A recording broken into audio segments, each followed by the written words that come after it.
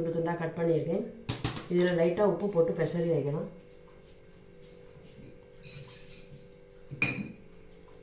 லைட்டாக உப்பு போட்டு லைட்டாக இப்படி அமுத்தி நான் இப்படி க்யூபாக அரைஞ்சிருக்கேன் குட்டி குட்டியாக. இதில் ஃபஸ்ட்டு வேலைங்கிறது தீயை கத்திச்சாச்சு. தேங்காய் எண்ணெய் விட்டுக்கலாம். எண்ணெய் சட்டி சூடாகட்டும்.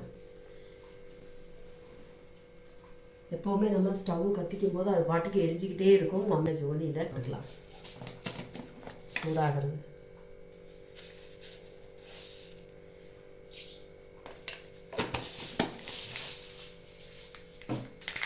பாக்கி உள்ள வேலைகள் செய்துக்கலாம். நாங்கள் ஒரு உருண்டை புளியை ஊற வச்சு நல்லா எப்போவுமே புளி நேரத்தே ஊற வச்சுருக்கோம். காலையிலே ஊற வச்சுட்டிங்கன்னா அப்புறமா எடுத்துக்கலாம். ரசம் வைக்கிறதுனாலோ புளி ரசம் வைக்கிறதுனாலோ எல்லாத்துக்குமோ புளி தேவைப்படும். அப்போ நம்ம ஊற வச்சுட்டோம்னா டக்குன்னு அது நம்ம ஊறினா ஊறாது. தண்ணி டக்குன்னு போடும்போது அது ஊறாது.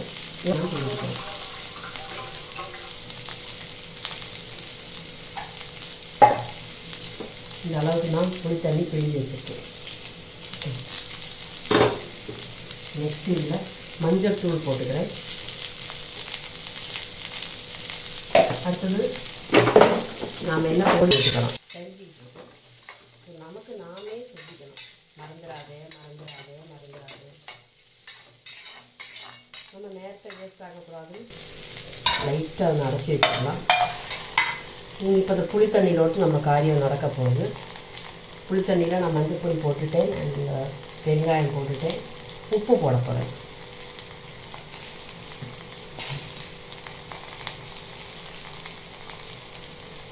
இவ்வளோ உப்பு நான் கையளவு தான் போடுறேன். உப்பு எப்போவுமே நம்ம கையால் போட்டு ஒரு கம்மி கஷ்டமாக இருக்கணும். இடையில இடையில இருந்து கிளப்பி வச்சுக்கணும். ஏன்னா ஒரு பக்கம் மட்டும் கருகி போயிடும். கேஸு கண்டினியூஸாக எரிஞ்சிக்கிட்டே இருக்குது. அது நம்ம அதை கவனமாக இருக்கணும். புளி வெள்ளம் திளைக்க போகிறது. இதில் நான் கருவேப்பிலை போட்டுக்கிறேன்.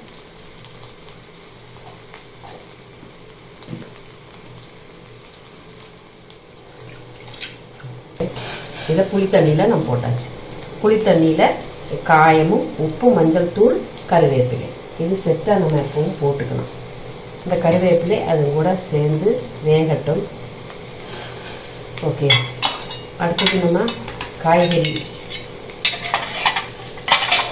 இந்த ஒரே ஒரு காய்கறி தான் இந்த குழம்புக்கு.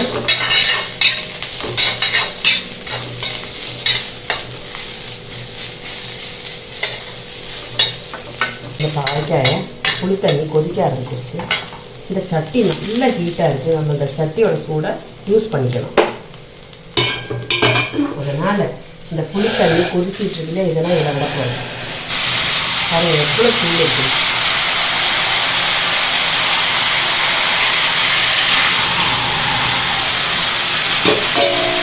இதனால் சட்டியில் எந்த சாதனம் வறுத்தாலும் அந்த சூடை நம்ம பயன்படுத்திக்கணும். ஸோ அதுலேயே சமையல் பண்ணினோம்னா ஒரு 10% சூடுனால அந்த பொருள் வெந்துடும். சூப்பராக வந்து பாவக்காய் சட்டுன்னு வெந்துடும். ஓகே, அதுக்கப்புறமா நம்ம அந்த பாத்திரத்தில் ட்ரான்ஸ்ஃபர் பண்ணிக்கலாம். இனி இப்போ இது வறுக்கிற ஐட்டம்.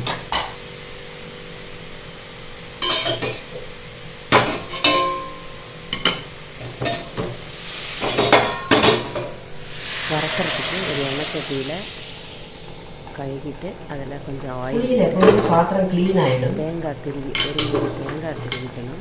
அந்த எண்ணெய் பாத்திரத்தில் வறுத்ததோட எண்ணெய் மயம் பாவக்காயோட அம்சம் இது எல்லாமே புளி தண்ணி ஊற்றுற போது இங்கே இந்த பக்கமாக வந்துடும். இப்போ இந்த புளி தண்ணியில் எல்லா அம்சமும் சேர்ந்துருச்சு. இதில் இப்போ நம்ம வெந்துகிட்டு இருக்கு சாமான். மிளகுத்தூள் மட்டும் போட்டுக்கிட்டா போதும். அரை சின்ன டீஸ்பூனாலும் அரை ஸ்பூன் மிளகுத்தூள் ரெண்டும் கூட சேர்த்து நல்லா காரம் ஜாஸ்தியாகிடும்.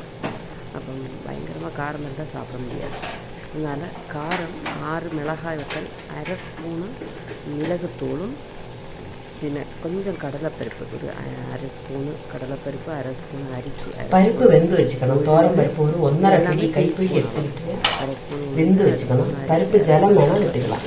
இந்த புளி தண்ணி தகையாத வரும்போது பருப்பு தண்ணி விட்டுக்கலாம். எண்ணெயில் நல்லா வறுத்துட்டு ஸோ தண்ணி ஒருபாடு ஜாஸ்தி விழறத இப்படி கண்ட்ரோல் பண்ணிக்கலாம்.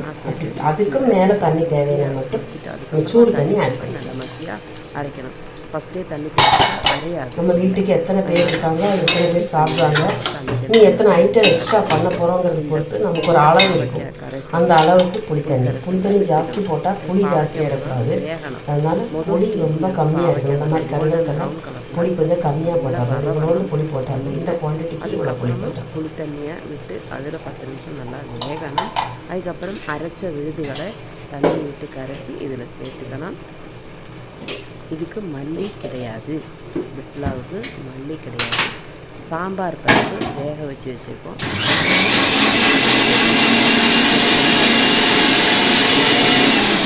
ஒரு அரை கிளாஸு கூட தண்ணி எக்ஸ்ட்ரா இருக்குது. இப்போ சாம்பார் அளவுக்கு கட்டி வர மாதிரி கட்டிக்கணும். எல்லாத்தையும் தண்ணி கொதிச்சதுனாலே நான் இதில் போட்டுட்டேன். இல்லைன்னா கொஞ்சம் கூட வதக்கணும். அந்த பாவக்காய் கொஞ்சம் அருகெல்லாம் கொஞ்சம் ப்ரௌன் கலரில் ஆகிற வரைக்கும் வதக்க முடியாது சாதத்தில். இது கலர் இன்னும் மாறிட்டு இல்லை, இருந்தாலும் உப்பு போட்டு பெசறினதுனால கொஞ்சம் லூஸ் கொடுக்கும். அப்புறம் புளி தண்ணியில் கொஞ்சம் வெந்துக்கும். கடலைப்பருப்பு எனக்கு எப்போவுமே காய்கறி ஃப்ரெஷ்ஷாக கிடச்சா அதிகம் பெட்டன்னு சீக்கிரம் வெந்துடும். மாதிரி வதங்கி போகிறப்போ என்ன பண்ண முடியும், நான் வந்து இதெல்லாம் பருப்பு எப்போவுமே நல்லா வெந்தால் மட்டும்தான் குழம்புக்கு சேருது. இல்லாட்டினா தண்ணியே நிற்கும் குழம்புல. தேங்காய் இதெல்லாம் போடும். அப்புறம் அதை எடுத்து வேஸ்ட் பண்ணிடுற மாதிரி வேக வச்சு குழம்பு கூட நல்லா சேரணுமான போல வந்து மொத்தால மசிக்கணும். இப்போ நமக்கு மத்தி இல்லாதவங்க மிக்சியில் ஒரு சுற்றினா அப்படி சர்க்கரை புளி தண்ணி நல்லா கொதிக்கட்டும். அதில் பாவக்காய் நல்லா கிடந்து வேகட்டும். இதில் இப்போ உப்பெல்லாம் போட்டாச்சு. இனிப்போ கொஞ்சம் வரவு மட்டும் பாக்கி இருக்குது. அது என்னென்ன வறக்கலாம்னு சொல்கிறேன். காயம், வத்தல் மிளகாய், கடலைப்பருப்பு, ஒரு ஸ்பூன் உளுந்து, ஒரு ஸ்பூன் அரிசி, மல்லித்தூள், தேங்காய் எல்லாம் கூட போட்டு நல்லா வறுத்து அரைக்கணும். என்கிட்ட தேங்காய் கிடையாது. ஒரு மூடி தேங்காய் போட்டால் அப்படி டேஸ்டியாக இருக்கும். நான் தேங்காய் இல்லாமல் ஒரு வத்தல் ஃப்ரெஷ்ஷாக இருந்ததுன்னா பாவக்காய் குழம்பு, தேங்காய் இல்லாமல் பொடிகள் மட்டும் போட்டு வச்சோம்னா வத்த குழம்பு. இப்போ பாவக்காய் வத்த குழம்புன்னு இதுக்கு பெயர் வச்சிடலாம். ஓகே, இப்போ அதுக்கு நான் வரவு என்ன புரியல தொப்பு மாதிரி ஆனதுக்கப்புறம் அதில் வீட்டில் அளவு புளியை பிழிஞ்சு பருப்பு போட்டு அதில் கடலை கோல்டன் ப்ரௌன் கலரில் நம்ம வறுத்து வச்சுருக்க பாவக்காய் அதில் போட்டு நல்லா வேக விடலாம். அதுதான் அந்த குழம்பு, புளிக்குழம்பு. பாவக்காய் புளி சட்னி ஒரு சமையல் பண்ணணும்னா பாவக்காய் விட்டலாங்கிறது அரிசிக்கு எல்லா பருப்புகளும் இருக்குல்லையா, அதனால நான் நல்லா கரைச்சி எடுத்துக்கிட்டேன். இட்லி மிளகா வந்து வேற ஒரு டிப்ஸ் இருக்கு. சப்போஸ் இதில் நான் ஒரு அரை ஸ்பூன் சாம்பார் பொடி தான் இருக்குது, இதுக்கு அரைக்கிறதுக்கு எனக்கு டைம் போட்டோம்னா இட்லிக்கு மிளகா பொடி வச்சுருப்பீங்க இல்லையா, அது வற்றல் மிளகாய். இதில் இருக்கிற வற்றல் மிளகாய் மட்டும்தான் இருக்குது. ஏன்னா கொஞ்சம் சேம் 3 மிளகாய் போட்டு வறுத்தா இவ்வளோ பொடி கிடைக்கும். இதில் எனக்கு அந்த அளவுக்கு காரம் கம்மியாக இருக்குது, காரம் போடலை இல்லையா, அதனால நான் 2 ஐஸ்கிரீம் காய்கறியும் கூட மிளகாத்தூள், நல்லா அரை ஸ்பூன் மிளகுத்தூளும் சேர்க்குறேன். ஏன்னா என்னோட பொடி கடையில் இட்லி பொடி நான் காரம் சேர்க்கணும். இதே வறுத்து அரைச்சிக்கலாம், 6 மிளகா வத்தல் வறுத்து அரைக்கணும், நல்லா காரம். அதுக்கப்புறம் மிளகுத்தூள் போட்டு பப்படம் தான் அதெல்லாம் நம்ம காரம் எவ்வளோ இருக்குன்னு நம்ம போடுறோம். வேகட்டும். அது கடையில் அரைச்சி இது இப்போ அம்மியில் அரைச்ச மாதிரி நம்ம விசாரிச்சு நினச்சிக்கிட்டா போதும். இது இட்லி மிளகா பொடி கட்டி ஆக்கி விடுறேன். அரிசி கொஞ்சமாக கடலை பருப்பு, கொஞ்சமாக உளுந்து பருப்பு, தேங்காய் மிளகா எல்லாம் கூட நல்லா வறுத்து 5-6 மிளகா வத்தல், 2 மிளகு, கருவேப்பிலை, ஒரு துளி காயம் எல்லாம் கூட வறுத்து அரைச்சி. அதுக்கப்புறம் காயம் தனியாக போட்டுக்கிட்டேன். நான் 1.5 ஸ்பூன் இட்லி மிளகாய், தேங்காய் மட்டும்தான் இல்லை போட்டுட்டேன். தேங்காய் இல்லாட்டியும் சாம்பார் வைப்போம் இல்லையா, அதே மாதிரி தேங்காய் இல்லாமல் அப்படி இதுக்கு ரொம்ப கரெக்டாக நம்ம கெஸ்டெல்லாம் யாராவது வந்தாக்கா அந்த மாதிரி ஷார்ட்கட்லாம் போயிடக்கூடாது. இப்படியும் யூஸ் பண்ணிக்கலாம். அவசர சமையல் அப்படி ஆனாலும் சேம் டேஸ்ட் வரும். இப்போ கொதிக்க ஆரம்பிச்சு இங்கே தேங்காய் அரைச்சி விட்டால் பருப்பு தண்ணி காரம் கொஞ்சம் குறவாக இருக்கும். ஒரு கொதி அரைச்சி விடாட்டி கொஞ்சம் கொடுக்கணும். உங்களுக்கு டேஸ்ட்டு கிடைக்கும். கொதி டேஸ்ட்டு கிடைக்கும். கொதிச்சு வர்றது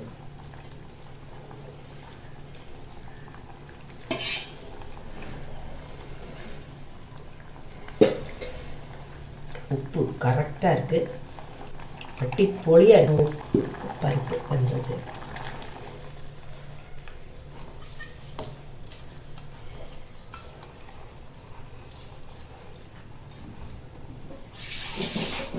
காயம் கீழே போட்டுக்கிறேன். ஃபஸ்ட்டே நான் புளியில் காயம் போட்டாச்சு. வறுக்கிறப்பையும் நம்ம பொடியில் காயம் சேர்த்துருக்கோம். அதுக்கப்புறம் நான் இறக்குறப்போ ஒரு சின்ன காயம் போட்டுக்கிறேன்.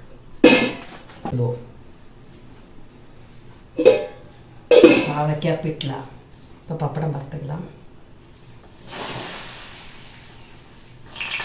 காரம் குறைஞ்சி போயிடும். காரம், புளி, உப்பு எல்லாமே குறையும். ஒரு சாம்பார் மாதிரி ஒரு பருப்பு இல்லாமல் செய்தால் வத்த குழம்பு, பருப்பு போட்டு செஞ்சால் பிட்லாம்.